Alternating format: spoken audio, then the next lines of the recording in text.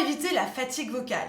Mes astuces et mes conseils de pro pour une voix saine. Bonjour à tous et à tous, je suis ravie de vous retrouver pour cette nouvelle vidéo. Bienvenue à toi si tu es nouveau sur ma chaîne. Tu vas retrouver une quantité de vidéos sur de la technique vocale, des exercices, des échauffements, des interviews, enfin bref, plein de contenus que je suis certaine que tu ne voudras pas louper, alors abonne-toi.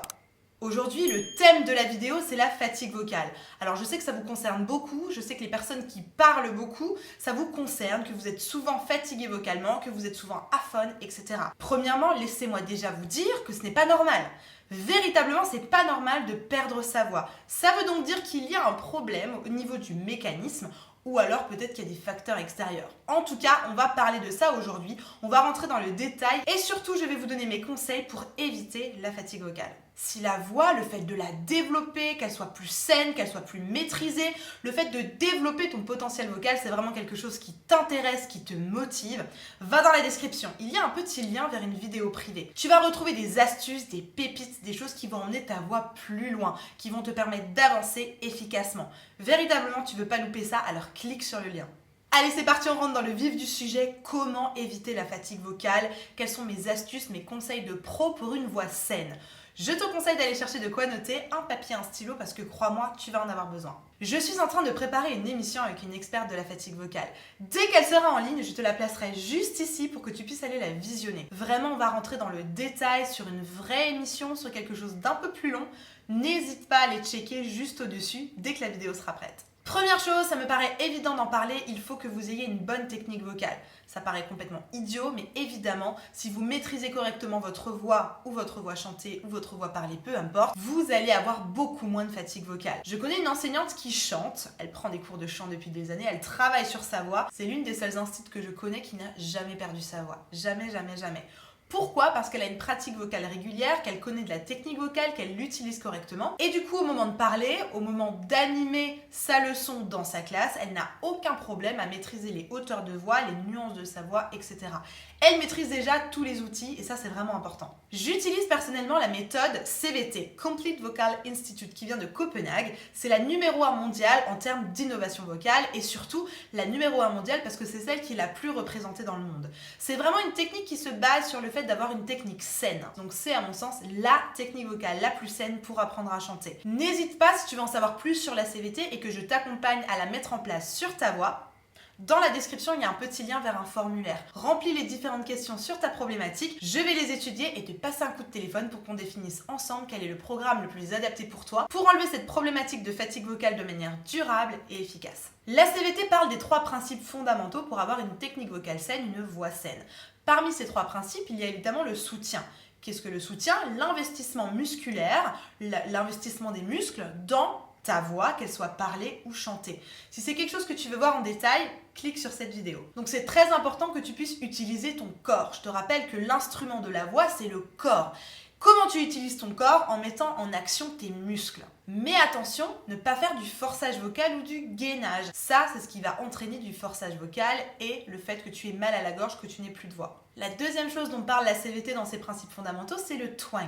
Le twang, c'est un outil fondamental. Il va véritablement t'aider dans ton flux d'air, il va t'aider à le mettre en place, il va t'aider à avoir plus de résonance, il va t'aider à avoir un geste vocal beaucoup plus sain. Je t'encourage vraiment à aller travailler sur le twang. Si c'est ce que tu as envie de faire, je te mets la vidéo juste ici. Ensuite, quelque chose de très important, il va falloir que tu relâches ta mâchoire et tes lèvres. Donc de ne pas chanter avec une mâchoire verrouillée ou avec des lèvres qui soient trop contractées. Ça va avoir un effet direct sur le muscle constricteur haut. Et le muscle constricteur haut fait partie des 3 muscles constricteurs qui vont être responsables, s'ils se contractent beaucoup trop, de la fatigue vocale. Donc fais véritablement attention de ne pas enclencher ni ta mâchoire ni tes lèvres, sinon ça va enclencher tes muscles constricteurs qui sont responsables de la fatigue vocale. Ensuite, la CVT parle également de centrer les modes. Qu'est-ce que ça veut dire? La CVT parle déjà de modes vocaux. Les modes vocaux, c'est la direction dans laquelle tu vas envoyer ta voix pour commencer à chanter. Si c'est quelque chose qui t'intéresse, regarde juste ici, j'en ai fait une vidéo. Centrer les modes, qu'est-ce que ça veut dire? Ça veut dire rester très très proche de tous les paramètres que vont demander chacun de tes modes. Par exemple, le mode neutre va te demander d'avoir un volume sonore faible et de relâcher la mâchoire inférieure et supérieure. Par exemple, le mode edge va te demander d'avoir beaucoup de twang, etc., etc. Si tu veux centrer ton mode, il va falloir que tu respectes tous ces paramètres. Le fait de t'éloigner du centre de ton mode, donc de t'éloigner de ces paramètres fondamentaux et de ces paramètres vraiment bien enclenchés, va t'emmener vers de la fatigue vocale parce que tu n'es plus exactement dans les paramètres, dans la position qui va faire en sorte que ton mode est confortable. N'hésite pas à mettre un petit like si tu apprécies cette vidéo, si elle répond à tes questions et si tu apprends quelque chose. Évidemment, ce qui va être très important aussi dans ta technique vocale, c'est la patience dans le processus. Attention, quand on est frustré, quand on n'est pas patient, on a tendance à forcer parce qu'on veut tout de suite. Ça va vous amener à du forçage vocal, ça va vous emmener à engager, à forcer au niveau de la gorge et au niveau des constricteurs. Et ça, c'est pas bon du tout. Donc faites attention, soyez patient dans le processus d'installation de votre voix. N'hésitez pas à me mettre en commentaire si vous avez des questions. N'hésitez pas non plus à me mettre des exemples de fatigue vocale, des exemples de fois où vous avez eu la voix fatiguée. Ça m'intéresse toujours beaucoup d'apprendre à mieux vous connaître, de vous suivre dans votre processus, etc.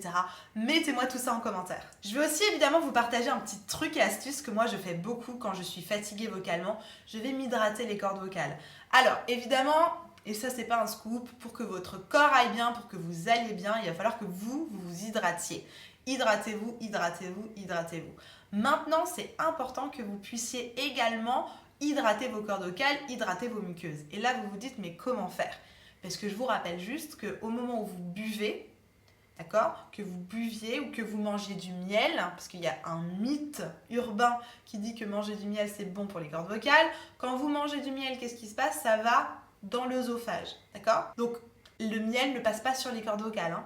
L'eau ne passe pas sur les cordes vocales. Les cordes vocales sont dans l'autre tuyau qui s'appelle la trachée. La trachée est devant, l'œsophage est derrière.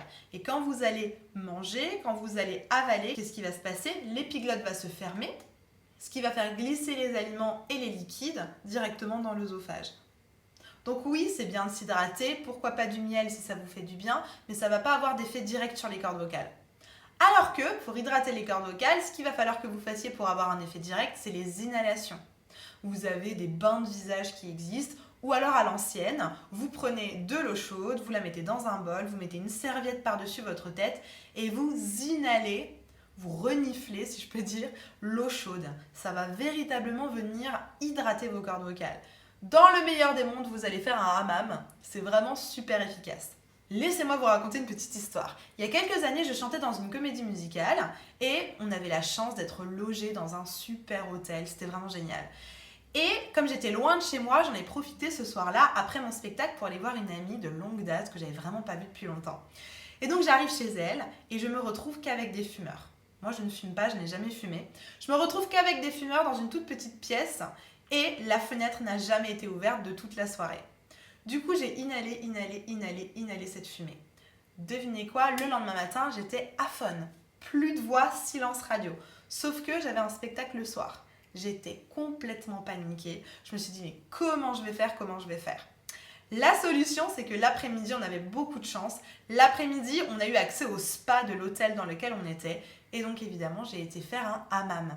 Le fait d'avoir inhalé de l'humidité, inhalé de l'eau, ça a complètement réhydraté à l'intérieur mes muqueuses et ma trachée et ça m'a permis de pouvoir rechanter le soir même. Donc vraiment, ne négligez pas le pouvoir des inhalations, c'est vraiment quelque chose de super puissant. Je vous le disais au début de cette vidéo, c'est très important d'apprendre à maîtriser votre voix si vous voulez éviter la fatigue vocale. J'ai justement fait une vidéo pour ça, je vous la mets juste ici. Elle s'appelle « Apprendre à chanter les bases que vous devez connaître absolument ». Dans ces bases-là, je revois les 3 principes fondamentaux dont je vous ai parlé au début de la vidéo. N'hésitez pas à cliquer sur cette vidéo, c'est une véritable formation de 30 minutes dans laquelle vous allez voir ces fameux 3 principes fondamentaux qui vont éviter votre fatigue vocale. Vous allez y aller pas à pas avec des exercices, véritablement je vous conseille cette vidéo.